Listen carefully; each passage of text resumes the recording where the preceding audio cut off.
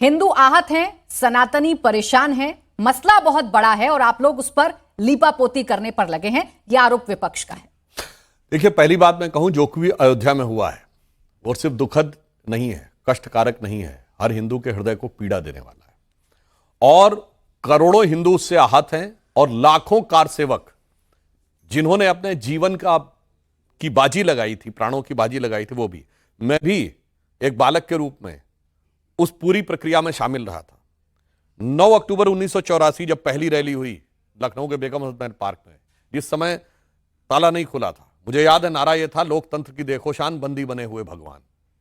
मैं उसमें भी था बालक के रूप में। अप्रैल 1987 अयोध्या में ताला खुलने के बाद राम मंदिर निर्माण संकल्प की रैली में भी मैं था।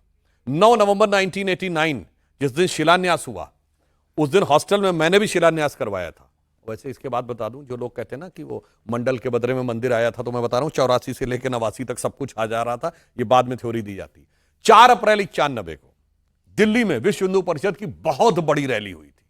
और वो रैली जिसमें कि दिल्ली सरकार ने माना था 5 लाख लोग आए, विश्व हिंदू परिषद ने कहा था 20 लाख लोग आए। और दिल्ली पुलिस ने बाकायदा स्टेटमेंट जारी करके धन्यवाद दिया था संघ और विश्व हिंदू परिषद के स्वयंसेवकों को कि उन्होंने भीड़ को नियंत्रण करने में मतलब भूमिका निभाई।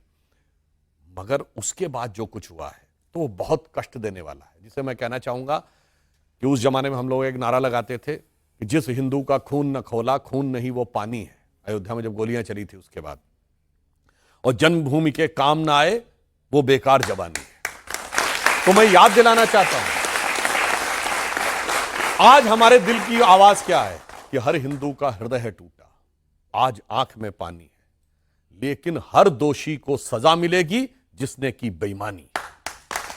मगर यह भी बताना चाहता हूं, जो लोग उल्टा सवाल कर रहे हैं, अरे जिनका खून नहीं खौला था, खून नहीं वो पानी है।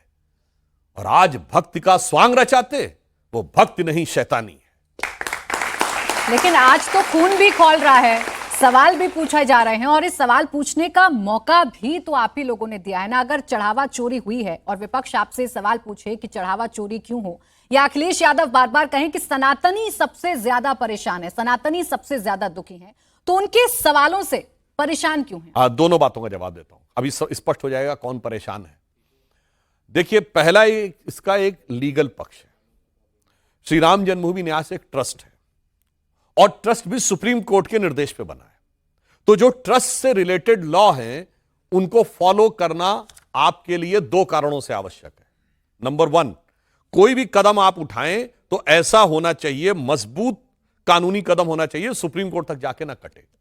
ट्रस्ट में व्यवस्था यह होती है कि अगर ट्रस्ट के आजीवन सदस्य को हटाना है तो ट्रस्ट की ही मीटिंग में हटाया जा सकता है, और 2/3 बहुमत के द्वारा।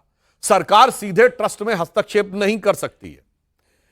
इसके बावजूद सरकार ने उस पावर को साइडलाइन करते हुए एसआईटी का गठन किया।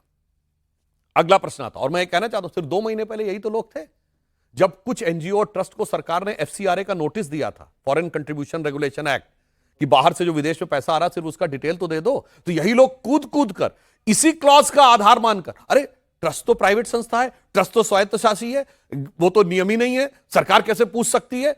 वो आज ये कहते हैं बगैर सबूत के, बगैर कोई अंतिम निष्कर्ष पहुंचे हुए, फला को कॉलर पकड़ के जेल में क्यों नहीं डाल रहे हैं, इसको क्यों नहीं कर रहे हैं, ये सारी बातें अब मैं बताना चाहता हूं।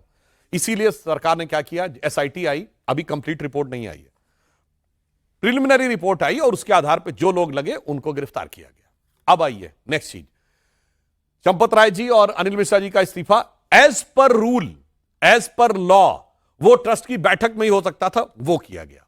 तीसरा, आप कहेंगे ट्रस्ट की बैठक 6 जुलाई को क्यों हुई, पहले क्यों नहीं हुई? कारण, जो एसआईटी गठित हुई वो 15 जून से 30 जून तक उसका कार्यकाल था, और अब चूंकि बढ़ गया कार्यकाल, अन्यथा यह उम्मीद थी कि अगर 30 जून को उनका कार्यकाल समाप्त होगा तो 1 या 2 जुलाई को एसआईटी अपनी रिपोर्ट देगी, तो 3 या 4 जुलाई को वो जनता की नजर में आएगी। तो 6 जुलाई की डेट हिसाब से रखी गई थी कि एसआईटी की रिपोर्ट आ जाएगी तो अन्य भी किसी कर्मचारी पर, ट्रस्ट के सदस्य के ऊपर कुछ होगा तो निर्णय लिया जाएगा। तो जो कुछ किया जा रहा है वो एकदम, जिसे कहते हैं, कानूनी प्रक्रिया का पालन करते हुए।